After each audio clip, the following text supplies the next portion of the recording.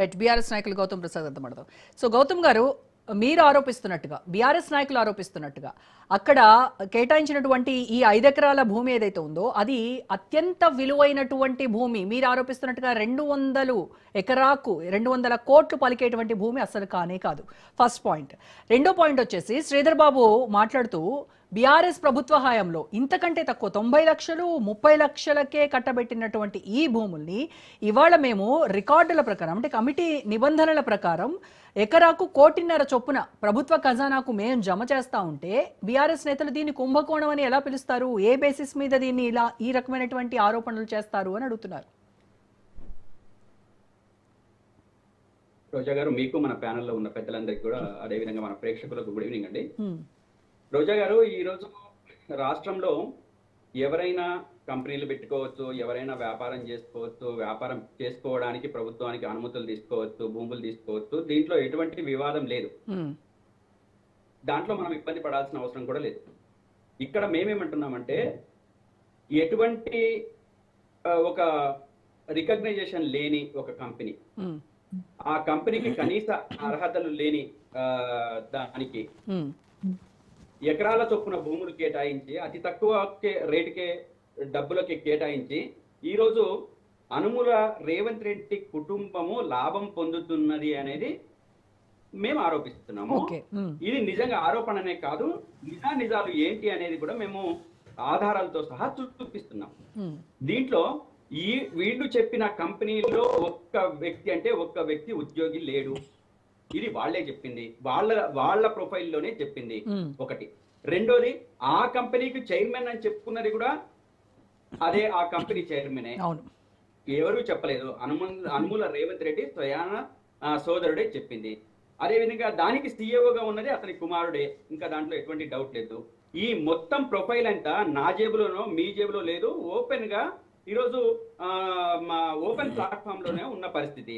అదేవిధంగా వాళ్ళ అడ్రస్ ఎక్కడ ఉందనంటే ఎక్కడో ఉందని చెప్పేసి అదొక చిన్న ఇల్లు చూపించిన మాట వాస్తవం కాదా? నంబర్లు తప్పించిన మాట వాస్తవంగా కాదా? ఇదంతా సోషల్ మీడియా ప్రోపగండా. ఇదంతా కంపెనీ అని చెప్పేసి సోషల్ మీడియా ప్రోపగండా, సోషల్ మీడియాని బేస్ చేసుకొని బేస్లెస్ కామెంట్స్ చేస్తున్నారు అనేది. ఇప్పుడు సోషల్ మీడియాలోనే శ్రీధర్ బాబు గారు దానికి దీనికి సంబంధం లేదని చెప్పేసి అన్నాడు, అది కూడా నమ్మొద్దా? ఇప్పుడు సోషల్ మీడియా వేదికగానే వచ్చింది మేడం. ఇప్పుడు మేము మాట్లాడితేనేమో సోషల్ మీడియా, వాళ్ళు మాట్లాడితేనేమో అధికారికమా? ఇప్పుడు వాళ్ళు మాట్లాడుతున్న మాటలన్నీ సోషల్ మీడియాలో వస్తున్నాయి కదా, మరి వాళ్ళు మాట్లాడుతున్న మాటలు, అదే విధంగా ప్రభుత్వ విధానాలు, వాళ్ళు ప్రకటించే నిర్ణయాలు అన్ని కూడా సోషల్ మీడియాలో వస్తున్నాయి. అవన్నీ క్రియేషనే, అవన్నీ తప్పే అని చెప్పేసి అనాలనా?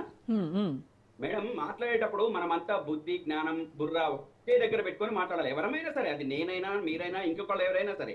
ఇప్పుడు ఈ రోజు సోషల్ మీడియా నిన్నటిదాకా బీజేపీ జంతర్ మంతర్ దగ్గర విద్యార్థుల్ని కొడితేనేమో అది తప్పు, చాలా అది ఇది అని చెప్పేసి ఇష్టం వచ్చినట్టు మాట్లాడిన వాళ్ళము.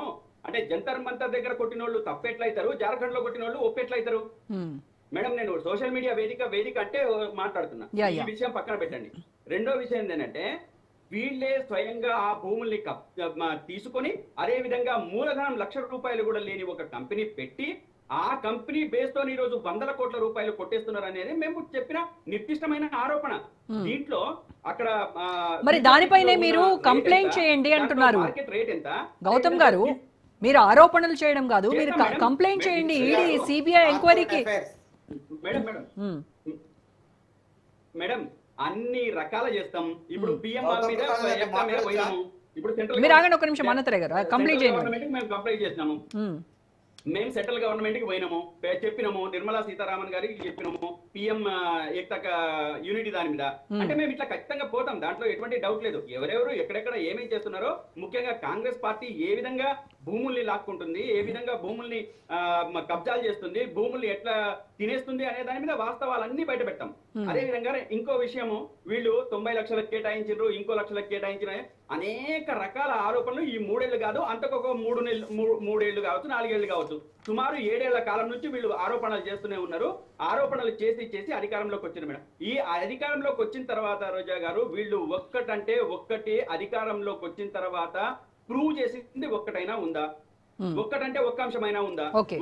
అవి లేకపోగా ఇంకా పైగా కొత్త ఆరోపణలు తీసుకురావడము, కొత్తగా ప్రవేశపెట్టడము, ప్రజల్ని నమ్మించడానికి ప్రయత్నాలు చేయడం తప్ప దీంట్లో వాళ్ళు అదంతా వృధా వ్యయ ప్రయాసం అని చెప్పేసి వాళ్ళందరికీ తెలిసిందే, వాళ్ళకు కూడా అర్థమైంది. కానీ రైట్. ఇంకో విషయం గౌతమ్ ప్రసాద్ గారు, ఇంకొక ప్రశ్న ఏంటంటే, రాయదుర్గం దగ్గర ఈ పిఎం ఏక్తా మాల్ అనేది కేంద్ర ప్రభుత్వ బడ్జెట్ ప్రతిపాదనల ప్రకారం ఏర్పడుతున్నటువంటి ప్రాజెక్ట్. సో దీంట్లో టెండర్స్ లో గనక తప్పులుంటే సరిచేయమని కోరడం అనేది ఒక పద్ధతి. దాన్ని వదిలేసి ఏకంగా కేంద్రం తెలంగాణకు ఇచ్చేటువంటి నిధులు ఆపేయాలి అని మీరు లేఖ రాయడం అనేది అది రాష్ట్ర ప్రయోజనాలను, రాష్ట్ర అభివృద్ధిని అడ్డుకోవడం కాదా? ఈ రకంగా ఉంటే నెక్స్ట్ పెట్టుబడులు పెట్టేటువంటి వాళ్ళకి ఒక భయానకమైనటువంటి వాతావరణం సృష్టించి ఆ ప్రయోజనాలన్నీ ఆగిపోవా? రాష్ట్ర ప్రయోజనాలన్నీ అడ్డంకి కదా అది? రోజా గారు, ఇది పూర్తి వాస్తవ విరుద్ధమైన అంశాలు మాట్లాడుతున్నారు మేడం. ఇప్పుడు వాళ్ళు చెప్తున్నది, కాంగ్రెస్ పార్టీ వాళ్ళు మాట్లాడుతున్న మాటలకు గానీ అక్కడ జరుగుతున్న తంతుకు గానీ ఎటువంటి సంబంధం లేదు. అసలు కేటాయించిన భూమి ఎంత, వీళ్ళు దాన్ని ఎక్స్టెన్షన్ చేసింది ఎంత, అదే విధంగా సెంట్రల్ నుంచి వస్తున్న ఫండ్ ఎంత, అక్కడ జరుగుతున్న అవినీతి ఏంటి అనేది మేము చాలా క్లియర్ గా చెప్పినాం. ఆ క్లియర్ గా చెప్పిన దాన్ని కూడా మతిపూసి మారేడుకాయ చేసేటట్లు వీళ్ళు అసలు కంపెనీలు రాకుండా ఉండడానికి బెదిరింపులు చేస్తున్నారని చెప్పేసి మాట్లాడుతున్నారు. అక్కడ మొత్తం ఎంత విస్తీర్ణం ఉంది?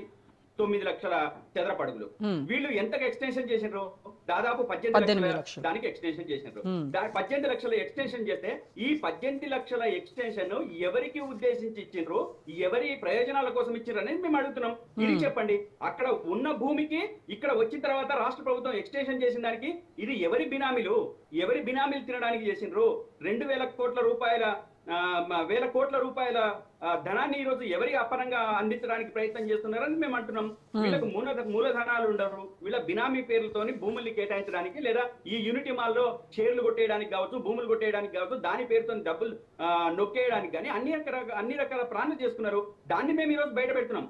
నిజంగా ఆ 9 లక్షల చదరపు అడుగులలో ప్రభుత్వం ఏదైతే కేటాయించిందో ఆ కేటాయింపుకు సంబంధించిన కాంట్రాక్ట్ కావచ్చు, లేదా పనులు కావచ్చు, అవి ఏమి జరిగినా మేము అడ్డుకుంటే అది మా తప్పు అవుతుంది. కానీ ఇక్కడ దానికి విస్తృత ప్రయోజనాలు వేరే రకంగా కేటాయించి, అంటే వాళ్ళ అనుయాయులకు, వాళ్ళ బినామీలకు కేటాయించి మేము ప్రభుత్వ ధనాన్ని ఇష్టం వచ్చినట్టు ఇచ్చేస్తామని చెప్పేసానంటే మేము దాన్ని కామ్గా ఊరుకోవాలనా? ఊరుకొని మేము కళ్ళు మూసుకొని కామ్గా కూర్చోవాలనా? అంటే ప్రభుత్వం ఏదైనా మాట్లాడకుండా ఉండాలి. అంటే దానికి ఒక పేరు, అందమైన పేరు ఏంటంటే అభివృద్ధికి ఆటంకపరుస్తూ, అదేవిధంగా కాంట్రాక్టర్లు ఎవరు రాకుండా చేస్తారు. ఏ కాంట్రాక్టర్ అయినా ఎవరైనా నిజంగా నిజాయితీగా ఉంటే తప్పనిసరిగా వచ్చి పనులు చేసుకుంటారంటే, అక్కడ ఏదైనా తప్పులుంటే మాత్రం మేము అంటే మాత్రం వెనక్కిపోయేది ఉండదు. నామ్స్ ఉంటాయి, నిబంధనలు ఉంటాయి. ఆ నిబంధనలకు తగ్గట్టు ఉందా లేదా అని చెప్పేసి ఒక కాంట్రాక్టర్ కావచ్చు, ఒక పరిశ్రమ యజమాని కావచ్చు, తప్పనిసరిగా దాన్ని చెక్ చేసుకుంటాడు. మేమన్నంత మాత్రానో ఇంకొకరినంత మాత్రానో దాన్ని చూసి అదేవిధంగా అనగానే భయపడి పారిపోయేది ఉండదండి. మాట్లాడాలి మానవతరాయ్ గారు. దీని గురించి మీరు మాట్లాడాలి. అంటే రాయదుర్గంలో మీరు నిబంధనలను సడలించి 18 లక్షల చదరపడుగుల భారీ కమర్షియల్ స్పేస్ ని మరి మీరు మీ ప్రైవేట్ బిల్డర్స్ కన్సార్టియం కు అప్పగించడం అని అంటే అది